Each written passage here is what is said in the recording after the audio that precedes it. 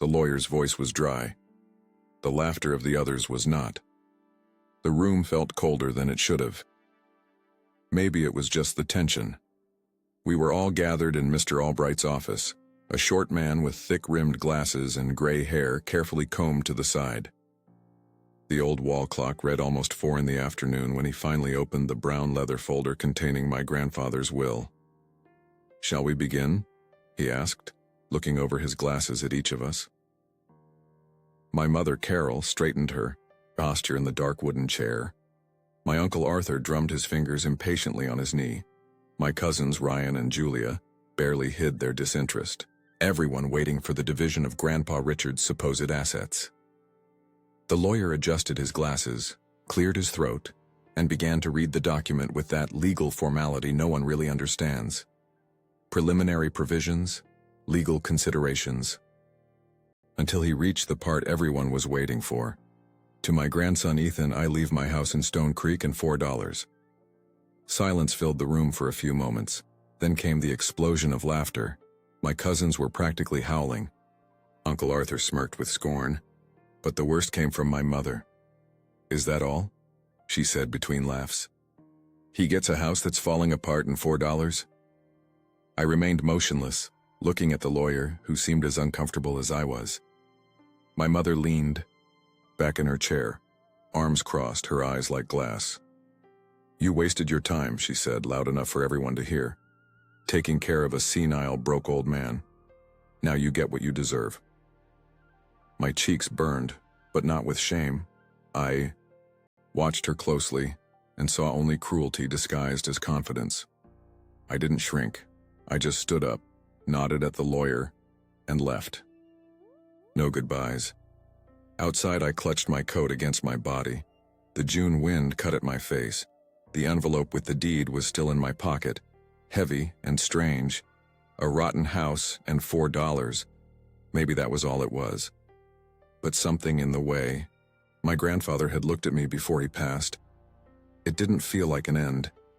It felt like a beginning. On the way to the bus stop, I remembered the afternoons I'd spent with him over the last few years. My mother always said it was a waste of time, that Grandpa was a useless old man without a dime to his name. But I went anyway. We would sit on his porch, drinking strong black coffee as he told stories of his youth. Some seemed too exaggerated to be true, especially when he mentioned his time as a federal government employee in the 50s. "Ethan, listen closely," he told me once, with that intense gaze that seemed to see right through me. "In life, what seems to be isn't. People only show you what they want you to see. Remember that." At the time, I thought it was just old man philosophy. Now, with the weight of that deed in my pocket, I was beginning to think there might be more to his words than I had imagined. 2 weeks after the reading of the will, I got a call from my mother. Her voice was controlled, softer than usual, almost friendly. "Son, I've been thinking. That house of your grandfather's, even in terrible condition, must be worth something for the land.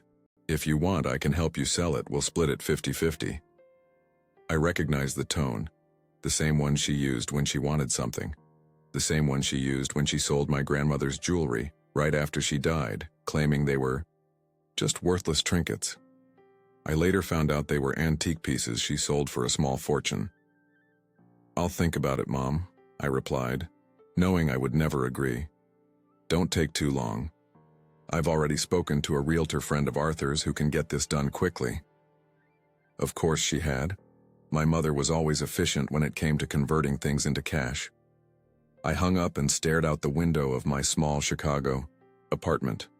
I worked as a history teacher at a public school, earned little, and lived a basic life. The idea of selling the house was tempting, but something told me to wait, to investigate. That weekend, I took a bus to Stone Creek. It was time to meet my inheritance. The trip took almost 5 hours. The bus snaked through secondary roads until it reached the small town that didn't even appear on conventional maps. When I got off at the bus station, which was nothing more than a covered stop with a few wooden benches, I felt the weight of the rural silence. Nothing like the constant noise of Chicago. I asked a man in a straw hat where Acacia Drive was, and he pointed up a dirt road. Old Man Richard's place? Been shut up for a long time. Folks around here say it's haunted. I thanked him for the information and started up the road. The afternoon sun was beginning to set, casting long shadows on the dirt ground. As I walked, I thought about what my mother would say if she knew I was here. She would probably laugh again. But I didn't care about her laughter anymore. There was something in the way my grandfather looked at me the last time we saw each other. Something in the way he squeezed my hand and said, "Trust what you find, not what you're told." The house appeared around a bend in the road, solitary against the orange twilight sky. And in that moment, under the golden light, it didn't look abandoned. It looked like it was waiting for me. The house didn't whisper secrets. It screamed them. Stone Creek wasn't on any map worth consulting. It was a forgotten town, clinging to the edge of a forest and the constant fog that rolled down from the mountains. My grandfather's house stood isolated at the end of a dirt road, partially swallowed by vegetation and neglect. The windows hung like broken wings, and the front door creaked like something protesting its own existence. I stood there looking at it for a long time before I went in. The rusted key turned with difficulty in the lock. When the door finally gave way, the smell of mold and dust invaded my nostrils. The sun was already setting, and the last rays pierced through the dirty windows, creating ghostly patterns on the wooden floor. The furniture was covered with white sheets like ghosts frozen in time. I turned on my phone's flashlight and moved down the hallway. The electricity had likely been cut for years. The floorboards groaned under each step as if telling a painful story. There were no photographs, no signs of recent life, just shadows and the faint smell of pipe tobacco my grandfather used to smoke. I went through each room, half expecting to find something left behind. A letter, a diary, anything. But the house kept its mouth shut, guarding its secrets. In the kitchen, the old 70s Kenmore fridge was empty and unplugged. In the living room, the tube TV looked like a museum relic. In my grandfather's bedroom, the bed was made with sheets yellowed by time. Everything seemed normal, ordinary, nothing special. Until I got to the basement. The door leading to the basement stairs was locked. I found the key hanging on a nail beside it, almost invisible in the gloom. I descended the steps carefully, each one protesting under my weight. The air was even more damp and dark. I pointed my phone's light around and saw only old junk. A rusty bicycle, cardboard boxes warped by moisture, old tools. Behind the old boiler, something caught my eye. A loose brick, slightly out of line with the others. I approached and carefully removed it. There, hidden in the cavity, I found a $1 bill folded into eighths, old and faded. At first I didn't think much of it, just some forgotten cash. But when I unfolded it and saw the serial number, something clicked. It wasn't the numbers themselves, but how they were underlined in a very faint pencil. My grandfather's handwriting. A message. The start of a trail.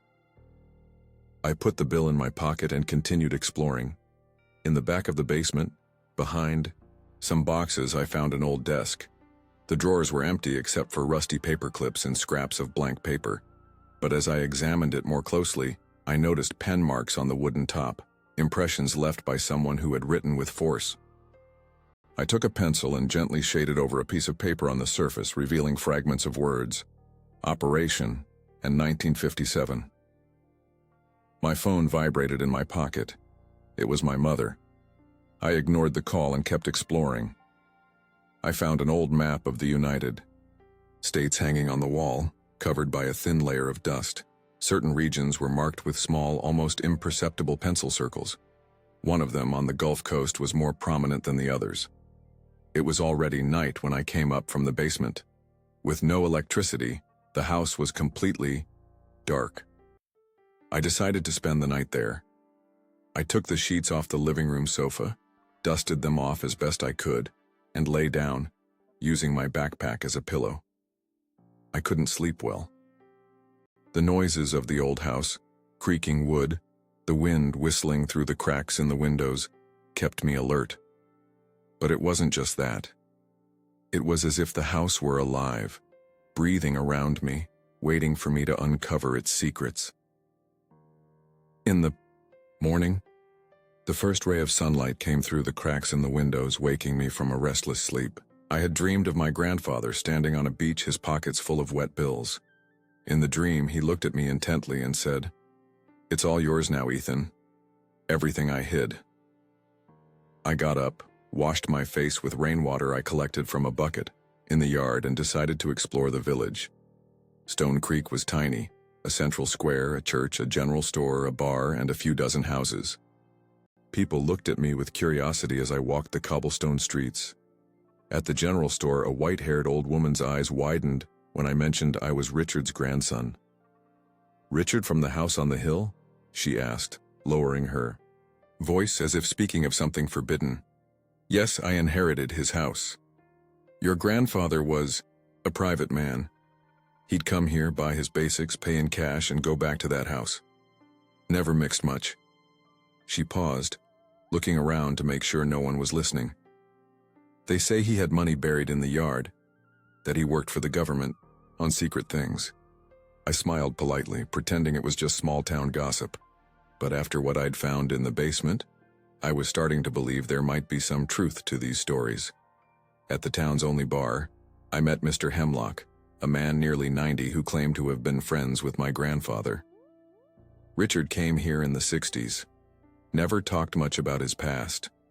But once, after a few whiskeys, he mentioned something about a shipwreck off the Louisiana coast. Said he'd been sent to recover important documents. The old man took a sip of his bourbon. Never understood what he meant by that. But after that day, he never brought it up again. I returned to the house intrigued. The $1 bill I found, the underlined numbers, the marked map, the year 1957. It was all starting to make a strange, incomplete kind of sense. That night, I sat at the kitchen table with the bill under the dim light of a candle I bought at the store. The serial number was A2041957C. The numbers 2041 and 957 were underlined in pencil. It couldn't be a coincidence. I opened the map I'd found in the basement and started plotting coordinates. What if 2041 was latitude and 957 longitude? It would be a point in the Atlantic Ocean near the coast. And 1957, the year marked on the desk papers, could be the date of something significant. But what was my grandfather trying to tell me? Why leave such obscure clues? And why for me, and not for my mother or my uncle? I remembered how they all laughed during the reading of the will. How my mother said I had wasted my time caring for a senile, broke old man. Maybe she didn't know. Or maybe she knew, but not enough. I picked up my phone and searched for shipwrecks off the Gulf Coast in 1957. The internet was slow, almost non-existent in this backwater, but I managed to find a few references to a ship called the Argos that sank under mysterious circumstances. There was little information available, just brief mentions on maritime history sites.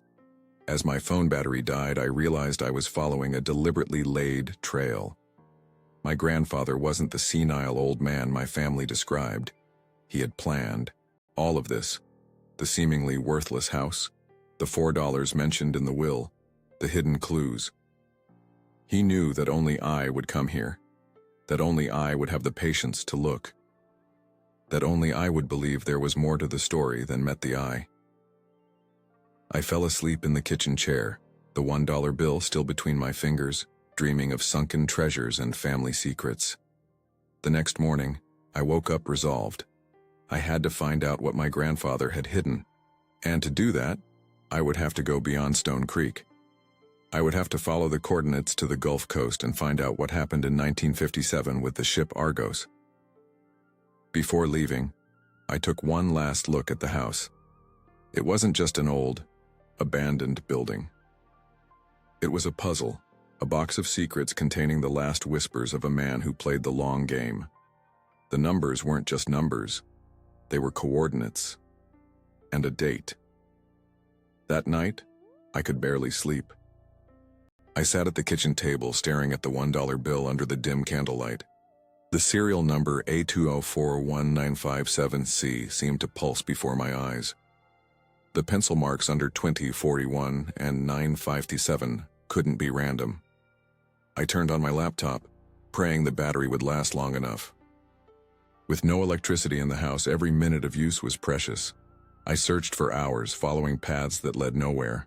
I tried to interpret the numbers as a zip code, a date, a bibliographic reference.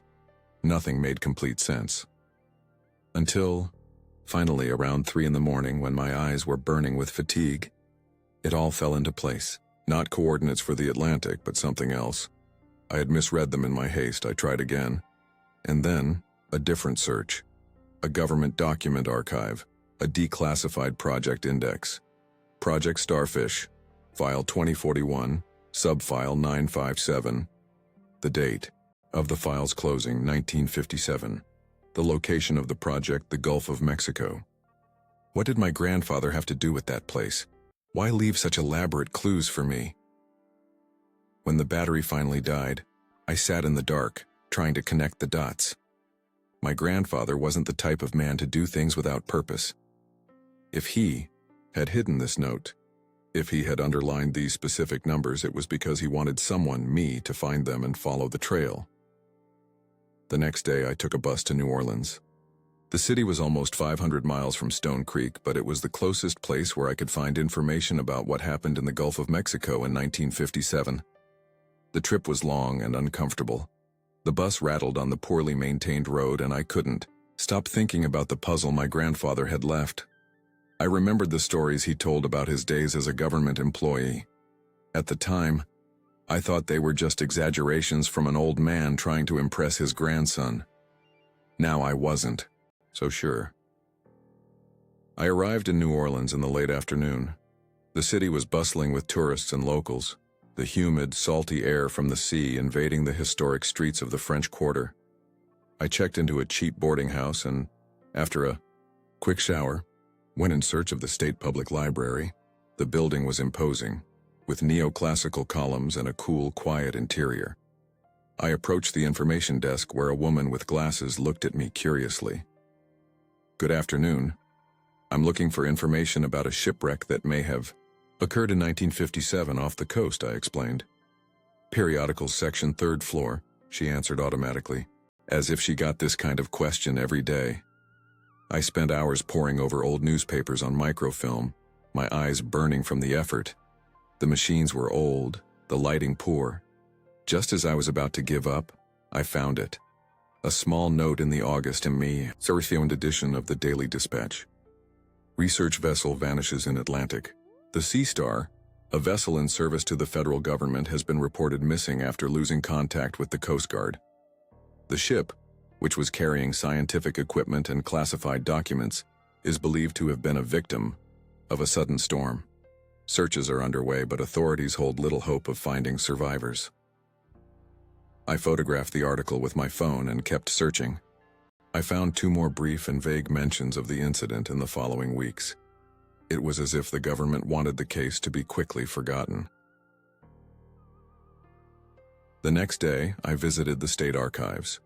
After explaining that I was doing historical research on shipwrecks, an employee led me to a room with old Navy files. Among yellowed reports and faded photographs, I found a thin folder on the Sea Star. The official document stated that the ship had sunk due to adverse weather conditions, resulting in the loss of the entire crew. However, a handwritten note in the margin of the report said, "Partial cargo recovery possible. Operation Monsoon authorized." Operation Monsoon. The same words I had found marked on the desk in my grandfather's basement. My heart raced. I was on the right track. I went back to the boarding house and called John, a fellow history teacher who worked at the National Archives. "John, it's me, Ethan. I need a favor." "Hey man, what's up?" "Can you check if there are any files on something called Operation Monsoon from 1957? It would be related to a shipwreck, probably classified." There was a silence on the other end of the line. "Ethan, is this serious? Because classified files are no joke." "It's for historical research," I lied. I'm investigating shipwrecks from the 50s. All right, I'll see what I can find, but no promises. Call me tomorrow. I spent a restless night tossing and turning in the uncomfortable bed. Images of my grandfather mixed with visions of sunken ships and secret documents.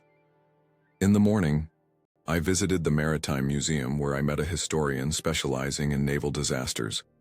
Professor Davies was a man in his 70s, with thick white hair and a neatly trimmed beard. His eyes lit up when I mentioned the Sea Star. "Ah, the ghost ship," he exclaimed, adjusting his glasses. "A fascinating and poorly documented case. Ghost ship. That's what we call it around here. Officially, the ship sank in a storm, but some say it never really sank completely. That part of the cargo was secretly recovered by the government." "What kind of cargo?" I asked, trying to keep my voice casual. The professor leaned forward, lowering his voice. "No one knows for sure. The official records only mention scientific equipment, but rumors at the time spoke of gold and documents from the previous administration." He paused. Some even said they saw government men collecting wet papers and boxes on the beach days later. I thought of the wet bill I found hidden in my grandfather's house, of the connection between the year 1957 and the marked files, of the dream I had of him on the beach, his pockets full of soaked bills. "Do you know anything about an Operation Monsoon?" I ventured. The professor's smile vanished, replaced by a serious expression. "Where did you hear that name?" "In my research," I answered vaguely. He studied me for a moment, as if deciding how much he could say. "That operation never officially existed. It's one of those things you hear whispered in the hallways of the archives. They say it was a secret recovery operation, not just of documents, but of something more valuable. Something the government didn't want falling into the wrong hands." In the afternoon, John called me back. "Ethan, I didn't find anything with that exact name, but I found a cross-reference in an index of classified documents from the 50s. The reference was crossed out and replaced with inactive file, transferred to personal custody." "Personal custody? What does that mean?" "It means someone with enough authority took personal responsibility for the documents. It was a common practice during the Eisenhower administration for extremely sensitive matters. The document would have been handed over to a trusted agent for safekeeping." A chill ran down my spine. My grandfather had worked for the government during that period. What if he was this trusted agent? "Is there a name associated with the transfer?" I asked, holding my breath. "Let me see. Yes. Signed by one R. Olivier. Does that mean anything to you?" "Richard Olivier, my grandfather." I thanked John and hung up. My head was spinning with the implications of what I had discovered. My grandfather wasn't just some random government employee. He had been tasked with guarding secret documents related to a recovery operation after a shipwreck. But why hide all this? Why leave clues instead of just telling me? I returned to the boarding house and spent the night researching American politics in 1957. The Eisenhower administration was in full swing, navigating the Cold War and domestic tensions. What if the Sea Star wasn't just carrying ordinary documents? What if it was something that could compromise important figures in the government? The next morning, I went to the post office and mailed the $1 bill to myself in Chicago, not wanting to risk losing it. Then I bought a bus ticket back to Stone Creek. I needed to examine the house again more carefully. The return trip felt even longer. Every jolt of the bus was like an incomplete thought, a piece of the puzzle that didn't fit. I was no longer chasing ghosts. I was chasing history. My grandfather's history, the history of a mysterious shipwreck and documents someone wanted to keep hidden. And if my mother knew about this, maybe that's why she had been so quick to mock everything. Maybe she was afraid I would find out. When I finally arrived in Stone Creek, night had already fallen. I walked up the dirt road toward the house, the stars shining brightly in the unpolluted sky. The silhouette of the house stood out against the night sky, mysterious and silent. But something was wrong. There was a light coming from inside the house. A light that shouldn't be there. Sometimes faith hides more than doubt. I approached the house cautiously. The light from inside was faint, flickering, like a candle or a lantern. Someone had broken in. I thought about calling the police, but what would I say? That I suspected intruders were looking for secret government documents from the 1950s. I would sound like a lunatic. I circled the house, moving silently through the tall grass. Through the kitchen window, I saw a figure moving inside. It was a woman. When she turned briefly toward the window, I recognized the face of Mrs. Gable, the lady who occasionally did cleaning for my grandfather. I knocked on the back door and heard a muffled cry of surprise. "Mrs. Gable? It's me, Ethan, Richard's grandson." The door opened slowly, revealing the old woman's wrinkled, apprehensive face. "Boy, you scared me. I thought it was someone." She trailed off, as if she had said too much. "Someone who, Mrs. Gable?" She pulled me inside and quickly shut the door. "Your mother and uncle were here yesterday," she whispered. "They turned everything upside down. Seemed to be looking for something." My blood ran cold. So my mother suspected there was more to the inheritance than an old house and $4. What did they take? Nothing that I saw. They left frustrated. She made the sign of the cross.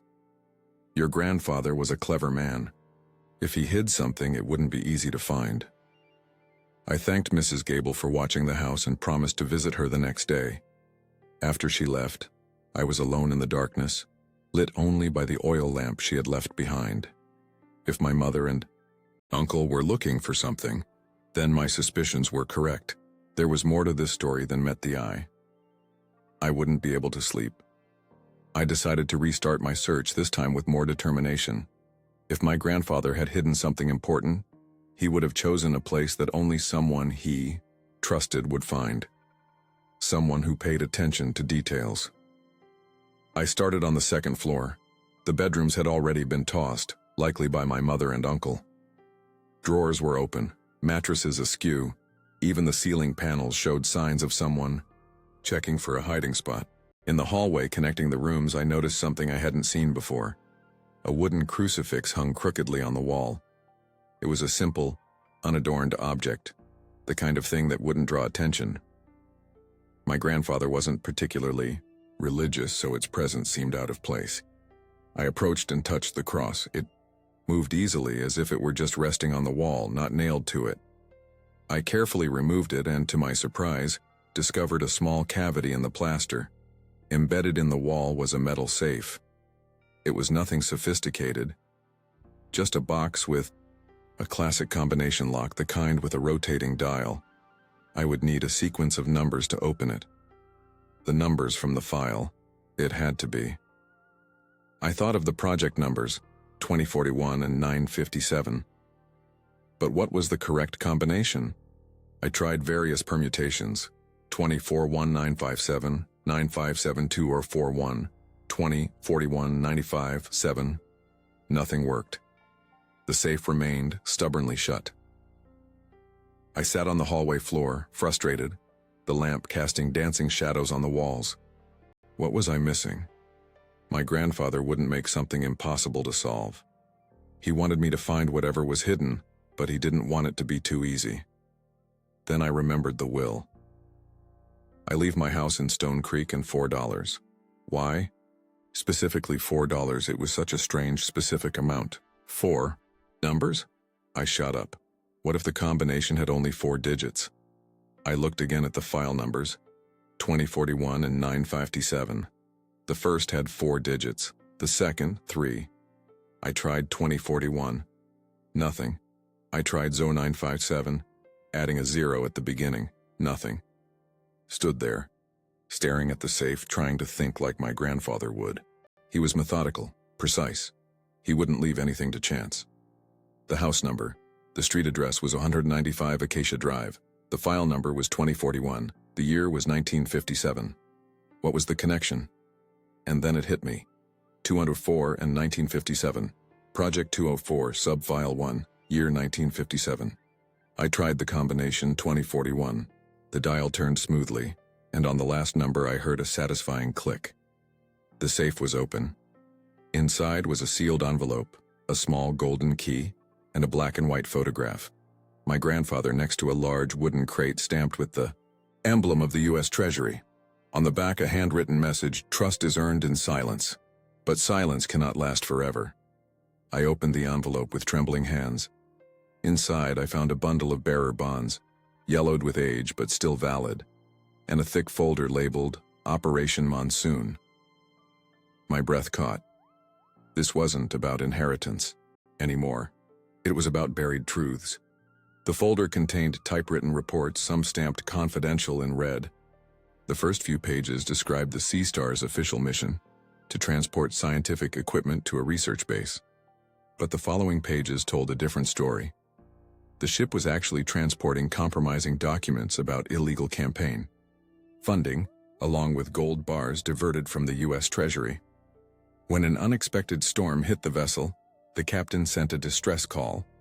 But instead of a normal rescue operation, the government activated Operation Monsoon, a secret protocol to recover sensitive material at any cost. My grandfather, Richard Olivier, was listed as the officer in charge of recovering the documents. The report indicated he had managed to rescue most of the papers, but some of the gold had been lost at sea. The last page contained a list of names: influential politicians, businessmen, high-ranking military officers, all implicated in the recovered documents. At the end of the report, a handwritten note: "Sensitive material transferred to personal custody as per emergency protocol. Case closed. Operation officially terminated." The key found in the safe was an old-fashioned type, the kind used for bank safe deposit boxes in past decades. A faded tag was still attached to it, with the name of a bank in New Orleans: Merchants Bank of Louisiana, Box 4157. I spent the entire night reading the documents, absorbing every detail of the operation my grandfather had conducted and then hidden for decades. Around 5 in the morning, as the first rays of sun began to appear, I fully understood why he had been so careful. The names on the lists included figures who were still powerful, families who had built empires on that diverted money, people who would do anything to keep these secrets buried. The golden key seemed to burn in my hand. If there was a safe deposit box in New Orleans, I needed to check its contents.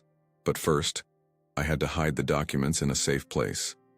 My mother and uncle had already shown they would be back. I put everything back in the safe except for the key, which I tucked into my pocket. I repositioned the crucifix on the wall, making sure it looked exactly as it had before. Then I went down to the kitchen and made coffee using the wood-burning stove, which surprisingly still worked. As the water boiled, I looked out the window at the overgrown yard. The house I had considered a burden had become a fascinating puzzle, and now I knew. My grandfather had never been poor. He had hidden his true identity, his true history behind a facade of simplicity. He lived modestly, not by necessity, but by choice, or perhaps for safety. And if there was a safe deposit box in New Orleans, what else might be hidden there? The sound of an approaching car interrupted my thoughts. Through the window, I saw a silver Camry parking in front of the house. I recognized it immediately. It was my mother's car.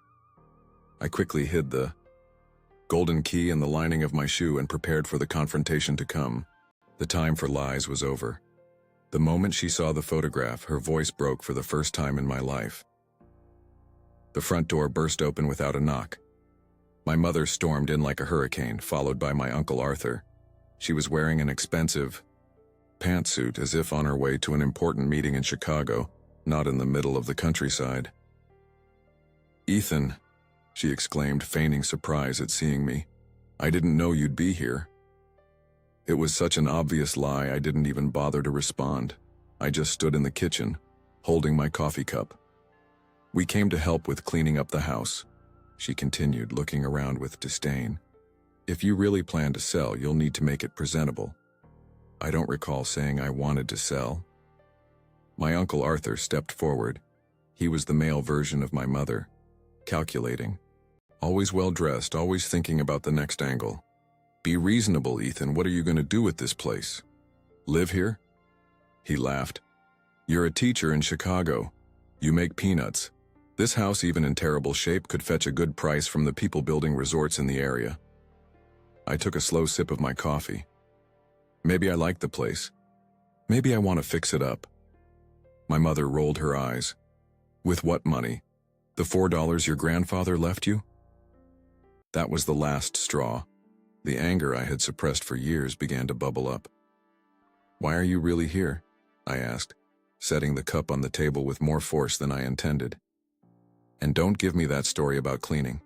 Neither of you ever cared about this house or Grandpa. A tense silence filled the kitchen.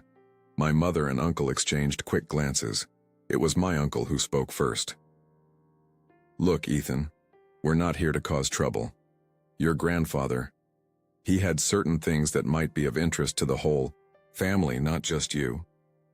What things? Documents, my mother answered, trying to sound casual. Old papers, maybe some family mementos. Documents. So that was it.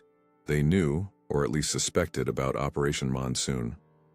Grandpa never mentioned any important documents, I lied, watching their reactions. Just the usual stuff, bills and deeds the lawyer is already handling. My mother stepped closer, trying to look maternal, a role that never suited her. Ethan, your grandfather was complicated. He kept secrets, things you wouldn't understand. Then explain them to me. She sighed as if talking to a stubborn child. Your grandfather worked for the government in the 50s. It was a bureaucratic job, nothing special. But he had access to information that could be valuable to certain people. What kind of information? That doesn't matter now, my uncle interrupted. The point is, if he left something here, something important, it's in the entire family's interest, not just yours. It was all a lie, of course. They weren't worried about the family's interest. They were worried about what they could gain by selling those documents to the right people, or perhaps blackmailing the wrong ones. I decided to call their bluff. I've already found what you're looking for.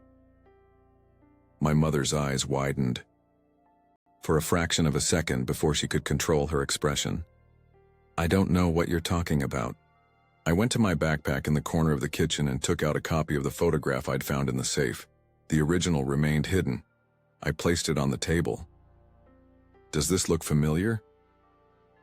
The photo showed my grandfather next to the crate with the U.S. Treasury emblem. My mother turned pale. For the first time in my life, I saw her face lose that mask of perfect control. Her lips trembled, and she had to lean on the table for support. Where did you find this? Her voice failed, almost a whisper. In the same place I found the documents for Operation Monsoon. My Uncle Arthur cursed under his breath. My mother kept staring at the photograph as if she'd seen a ghost. I thought, she began, her voice trembling. I thought he destroyed all of this. Apparently not, I replied, watching her closely. It seems he just hid it from you. My mother sank into a chair, suddenly looking 10 years older.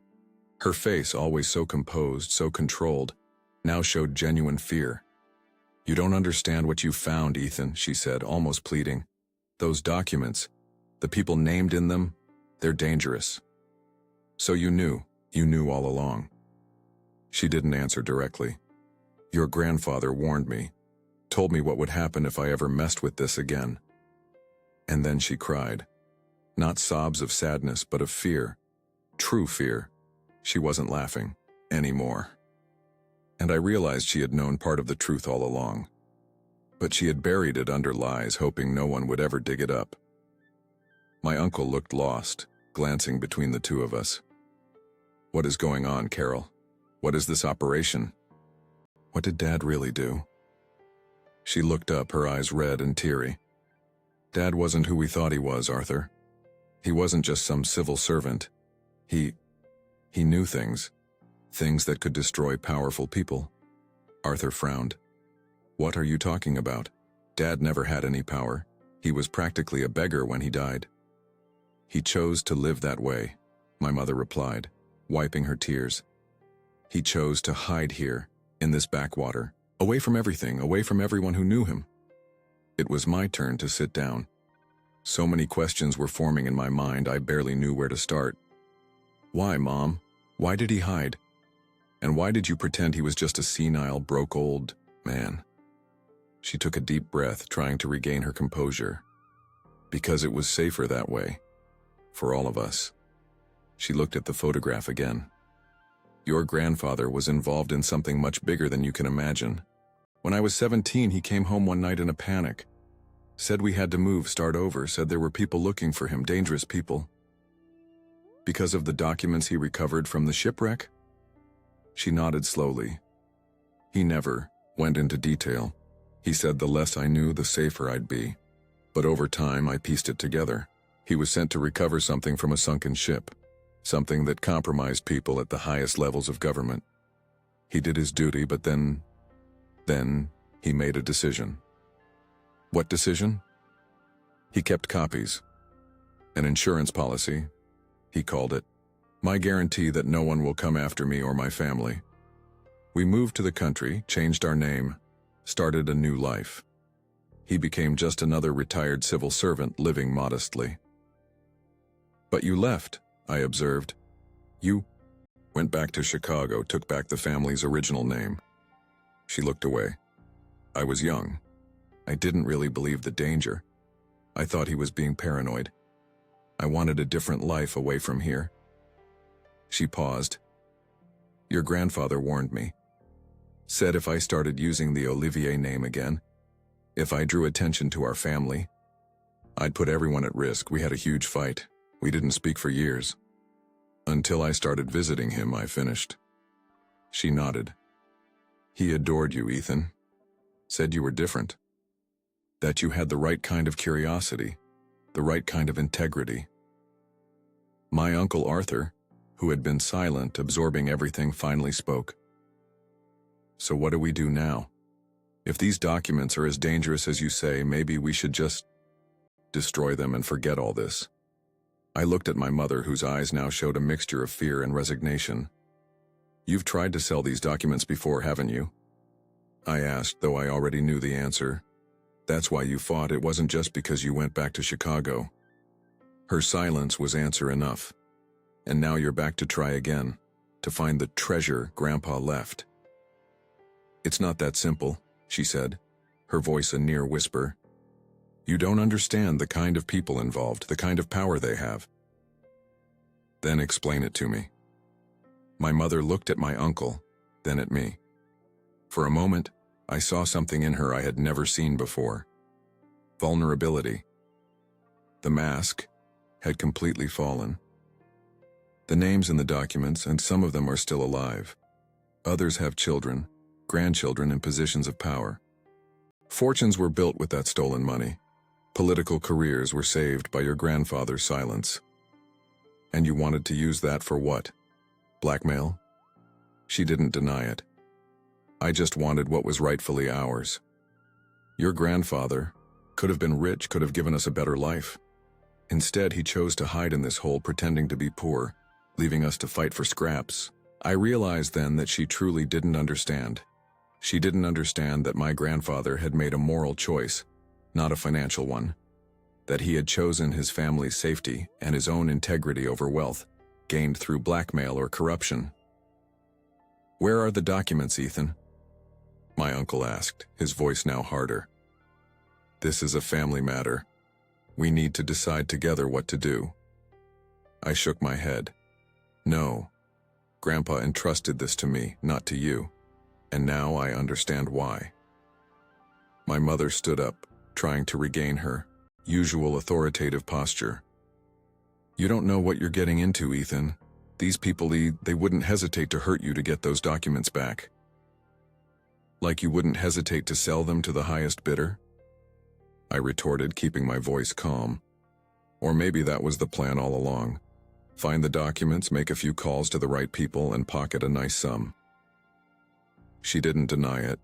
Her eyes said it all. For years, she had been waiting for this opportunity, and now I was in her way.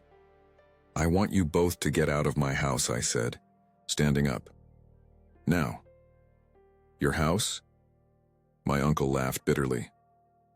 A teacher on a minimum wage salary, thinking he owns state secrets. You wouldn't last a week if these people found out what you have.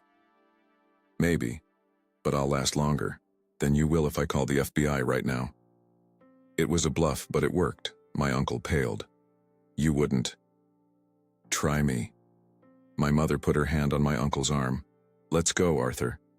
She looked at me one last time, and I saw something strange in her eyes. Not anger or frustration, something almost like respect. You're more like your grandfather than I ever imagined, Ethan. They left without another word. I stood in the kitchen listening to the car's engine fade away. My heart was pounding in my chest and my hands were trembling slightly. But not from fear, from resolve. I took the golden key from my shoe and watched it glint in the sunlight streaming through the kitchen window. It was time to find out what else my grandfather had left for me in New Orleans. And more importantly, what I would do with this legacy. He didn't leave me $4. He left me a choice. 3 days later, I was in New Orleans again. The Merchants Bank of Louisiana no longer existed. It had been absorbed by a larger bank in the 90s, but the historic building downtown still housed a financial institution, and the old safe deposit boxes had been maintained. I explained my situation to the manager, a middle-aged man with a skeptical expression. I presented my grandfather's papers, the golden key, and my own ID. After several calls and verifications, he finally led me to the building's sub-basement, where a heavy metal door guarded the vault. We have a few boxes that date back to the 50s, he explained as we walked down a cold, well-lit corridor.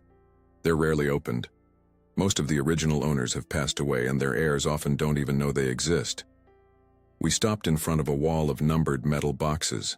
The manager located 4157 and inserted his master key, turning it once. Now yours, he instructed. I inserted the golden key into the second lock and turned it. There was a satisfying click and the box door swung open. The manager pulled out the metal container and placed it on a table in the center of the room. I'll leave. You to it, he said, discreetly withdrawing. Ring the bell when you're finished. When the door closed, I was alone with the contents of the box my grandfather had kept for decades. With trembling hands, I lifted the lid. Inside was a black leather folder, aged but well preserved. On top of it, a sealed envelope with my name written in my grandfather's familiar script. I opened the envelope first. Ethan, if you are reading this, it means you followed the clues I left and understood the value of silence. I'm not surprised. I always knew you had the necessary intelligence and integrity. What you found in the house and what you will find in this box represent the burden I have carried for decades. A burden I now pass to you, not out of obligation, but by choice. In 1957, I was sent on a mission to recover documents from a shipwreck, documents that implicated powerful figures in corruption and embezzlement schemes. I did my duty, recovered the material, but then I discovered that these documents would never see the light of day. They would be destroyed, and the guilty would go unpunished. I made a decision that changed my life. I made copies. I kept proof, not to blackmail or to benefit myself, but as a life insurance policy, a guarantee that my family would be safe. Your mother never understood my choice. She only saw what we lost: status, money, a comfortable life, and not what we gained: peace, security, integrity. Inside this folder, you will find bearer bonds to the value of $2 million. It's all legal, acquired with my salary and invested over the years. You will also find original documents from Operation Monsoon and a complete list of the people involved, some of whom still hold positions of power today. What you do with this is your choice. You can destroy everything and live your life in peace. You can use the money to pursue your dreams. Or you can do what I never had the courage to do: expose the truth. Whatever your decision, know that I trust you. That's why I left you those $4 in the will. One for each decade I kept this secret. A quiet reminder that some things are worth more than money. With love, your grandfather, Richard. Silent tears streamed down my face as I finished reading. I opened the folder and found exactly what the letter described. Bearer bonds, official, documents stamped confidential, photographs, recordings on old tapes, and a detailed list of names. Some I recognized from history books, others who still appeared regularly in the news. I left the bank a different man. Not because of the money, though $2 million was a sum I had never dreamed of possessing, but because of the responsibility I now carried, the legacy my grandfather had entrusted to me. In the following weeks, I consulted with a trusted lawyer without revealing specific details. He advised me on how to proceed if I decided to make the documents public, the legal risks, the possible retaliation, the implications for my personal safety. I also visited a renowned investigative journalist, someone with a reputation for integrity. We talked hypothetically about historical documents that could implicate powerful figures, about the value of truth versus the price of exposure. My mother called me several times. In the first few calls, her voice alternated between veiled threats and attempts at manipulation. In the last ones, there was only weariness and a kind of resignation. "What are you going to do, Ethan?" she asked in our last conversation. "I haven't decided yet." "Some truth should stay buried," she said, almost pleading. "Some wounds are too deep to be reopened." "This isn't just about the past, Mom. Some of these people are still in power, still influencing the direction of the country." There was a long silence before she replied, "Your grandfather carried that weight for decades. He could have exposed everything, could have taken revenge on the people who forced him into hiding. But he didn't. Have you ever wondered why?" It was a question I had been asking myself. Why did my grandfather keep the secrets for so long? Out of fear, prudence, or because he understood that some truths, however important, can cause more harm than good if revealed at the wrong time? I returned to Stone Creek. The house no longer felt so abandoned. I started making small repairs. I fixed the roof, painted the walls, cleared the yard. The locals watched me with curiosity, but also with a new respect. To them, I was the grandson who had inherited not just the house, but the quiet dignity of old Richard. One Saturday afternoon, as I was removing the rotten boards from the porch, Mrs. Gable appeared with a pitcher of fresh lemonade. "Your grandpa would be happy to see you taking care of this place," she commented, watching me work. "He loved this house, you know. Said he could breathe easy here." "Did you know?" I asked. "About who he really was?" She smiled enigmatically. Richard wasn't a man of many words, but his eyes told stories. She paused, looking at the horizon. "He changed when you started visiting. He became more cheerful, more alive. He said he'd finally found someone who understood the value of things you can't buy." That night I sat on the newly repaired porch, watching the starry sky that only the countryside can offer. I had 3 paths before me. Expose everything and face the consequences. Use the money to build a new life far away, forgetting the past. Or follow in my grandfather's footsteps, keeping the secrets as an insurance policy against hard times. The decision was not easy. Each path had its price, its implications. But as I watched the stars, feeling my grandfather's silent presence on that porch, I realized he hadn't just left me a material inheritance. He had left me something much more valuable. The freedom to choose. The trust that whatever my decision, it would be made with the integrity he had taught me. I renovated the house slowly. I left the cross on the wall, the safe intact. And sometimes when I hear the wind rustle the garden I planted, I feel as if he's still there, watching. Not with pride, not even with love, but with respect. Because I had listened, because I had followed, and because I had never laughed. 3 months after the discovery in the safe deposit box, I made my decision. It wasn't impulsive nor driven by anger or greed.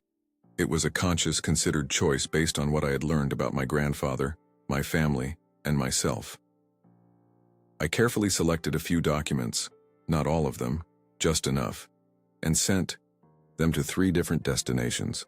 The journalist I had consulted, a federal prosecutor with an impeccable reputation, and a historian specializing in the Cold War era. Along with the documents, I sent letters explaining their origin and importance, but requesting discretion regarding the source.